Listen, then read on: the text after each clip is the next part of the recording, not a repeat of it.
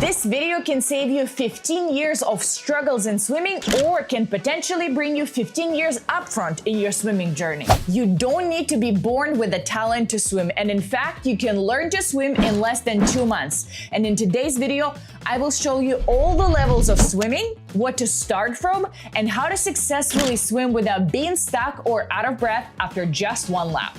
I'm Dasha, a former swimmer and a coach with over a decade of swimming experience. And in today's video, I will show you how to swim from literally standing in the water to swimming your first 500 meters or more nonstop. Let's go. If you want to learn how to swim and don't want to spend years on struggling with your breathing, sinking legs, or your technique, it all comes down to the order of the steps you take and their completion. And in today's video, I will guide you through each of those steps and finally will get you swimming. This video is not for professionals, it's for everyone who want to learn how to swim, breathe, and feel comfortable and safe in the water. By the way, there is a link down below for 30 ways in 30 days to improve your freestyle. It's absolutely for free. Feel free to check this. Step number 1, breathing. And I know many coaches will not agree with me on this one, but breathing is the number 1 step that you should master before moving to anything else. Many coaches out there, they will teach you to hold your breath, then incorporate your kick, your arm stroke, and only as a last step, to breathe. But this will limit you to only swimming half of the pool because you cannot swim many meters with holding your breath. So for that reason, if you want to practice your kick, practice the stroke, you need to learn how to inhale and exhale. And the way you're going to do it is by inhaling only through your mouth, never through your nose, and exhaling or breathing out with your nose or sometimes with your nose and your mouth, with both. And for that reason, you need to see what works better for you and use that pattern. You're going to start breathing on a shallow end, somewhere where you feel comfortable and safe, so your feet touch the bottom of the pool, and you're going to immerse your face first in the water. You're going to put your face in the water, exhale with your nose, and inhale with your mouth above the water. And once this feels comfortable, you are going to submerge fully under the water with your head and repeat the same breathing pattern. And once these two patterns feel good and comfortable, you're going to practice side breathing. And side breathing is something that we use in freestyle. You're going to hold with one hand the deck, and you're going to put the face in the water. You're going to exhale, then rotate to the side, inhale to the open side, or inhale, and then put your face back in the water. And then you're going to alternate the sides. So these are the 3 breathing variations that you will practice in this section. And then once this feels good, you can then move on to the next steps. But I highly recommend you master breathing before moving to the stroke, kick, or floating, because this can be a detrimental mistake later on. So master your breathing and only then move on to the next steps. Step number 2. Floating and streamline glide.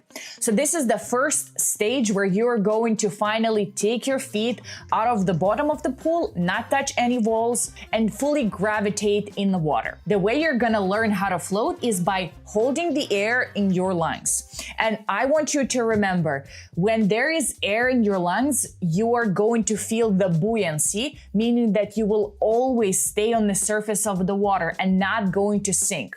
You will only sink if you don't have any air left in your lungs. So in that case, you need to be dead. And if you're alive, then you're going to float. First float that you're going to practice is called dead man, funny enough. You're going to spread your arms and your legs, hold your breath, and just comfortably lay on the surface of the water and just gravitate in the water. Don't feel panic. The water is holding you. You're feeling absolutely fine and relaxed. So once you feel out of breath, you're going to come and raise back on the surface of the water. You're going to inhale and then put your face back and float again. When this feels great, you're going to form a ball and float in the ball. So this is another floating position that is amazing to help you feel your body in the water, feel the balance, and see where you waddle. And once these 2 floating patterns feel good, you're going to do a streamline float. And a streamline float is floating in a streamline position. You're going to put one hand on the top of the other. You're going to lock it, put the two arms behind your head. You're going to form a streamline position. But remember that your body stays in line with your spine and with your legs. Don't drop your legs, don't bend your knees, stay in a perfect streamline position. And you're going to lay on the surface of the water and again, hold your breath and float. Once you feel out of breath, you're going to come up, inhale and float again. So these are the three types of float that you can practice before actually moving to the next step. And the next step is a streamline glide. So we are going to take the same streamline float and then you are going to push yourself off the wall in a streamline position and glide without using your legs or arms. You're just going to be gliding on the top of the water front. And once you feel out of breath, you're going to come out, come back to the wall and repeat this push off the wall and streamline glide, yeah? So remember, floating is an important part of your swimming journey, and before you can kick or use your arms, you need to understand how your body position works in the water, and floating can help you understand this. So learn to float and then move on to the next step. Step number 3, kick. Kick is simply the move of your legs when you're swimming. And the number one thing that you need to remember about the kick is that your kick starts from your hip, it moves to your knee and then finishes at your ankle. So don't bend your knees too much, like in a bicycle. When you're cycling, for example, this is wrong. And don't keep your knees fully straight, yeah? Find that middle spot. Don't bring your knees to your chest also. Try to start the move from your hip and then move it into your knee. When you think about the kick, don't do big splashy movements because that doesn't mean that you're going to move any faster. Instead, try to think about small, compact, and fast movements as high on the surface of the water as possible.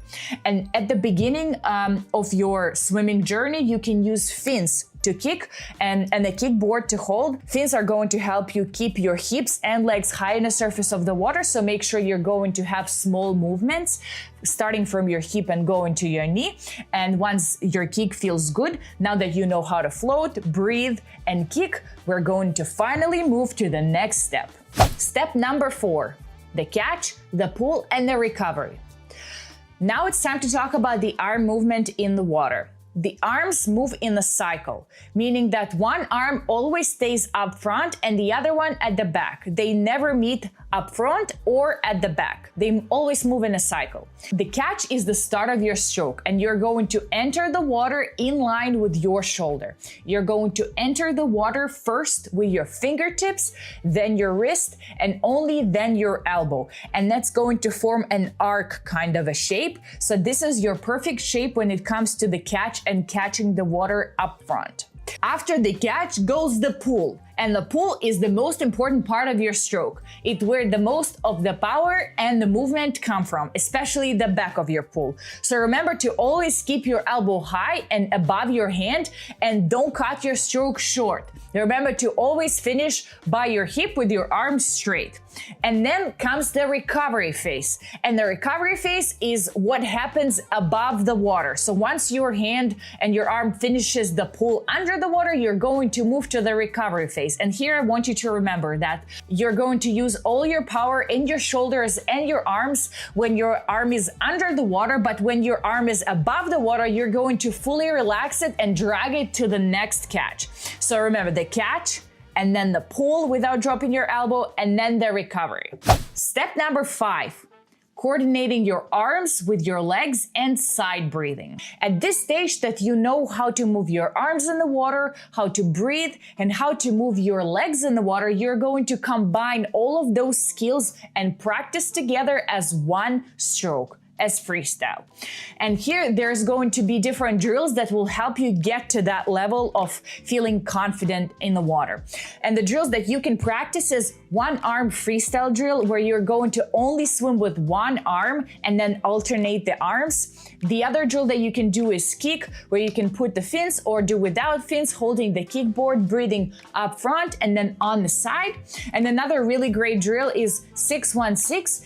This is where you're going to do 6 kicks, 1 stroke, and 6 kicks. This is going to help you with the balance and the stroke in the water. You can also put the fins at the start and then remove them once that feels comfortable for you. Another important thing that you should remember is breathing. Don't forget to breathe out when your face is in the water. I know at the start it's really difficult to coordinate everything and focus on every part of the stroke at the same time, but remember, when your face is in the water, it's time to exhale, and when your face is above the water, it's time to inhale. Another important part of the swimming is your head position.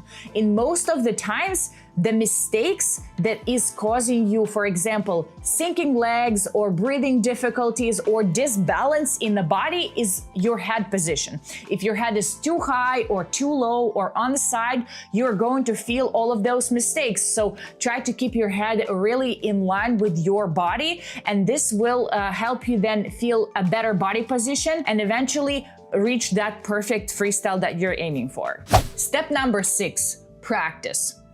Now that you know what to do, it's time to practice. You can start from 2 times a week and then gradually move to swimming 3 times a week. To get better at swimming is the same like riding a bike. The higher the gears are, the harder it is to push. But if you're strong enough to push, you're going to move way faster. The same in swimming. You need to push against the water and hold on to that push. And to do that, you need 3 things. You need to work on the right movements in the water, which is the skills, and the technique. You need to get stronger, which is the strength. And you need to practice this for long enough so you don't get out of breath and tired way too quickly, which is endurance. And with these 3 things, you can move really quickly in your swimming journey. If you're still watching this video, that means that you're really interested in this topic, and for that reason, I created a full beginner swim course that you can find down in the description below. If you have any questions, drop a comment, you can email me or DM me on socials, and now go get yourself swimming, and I'll see you very soon.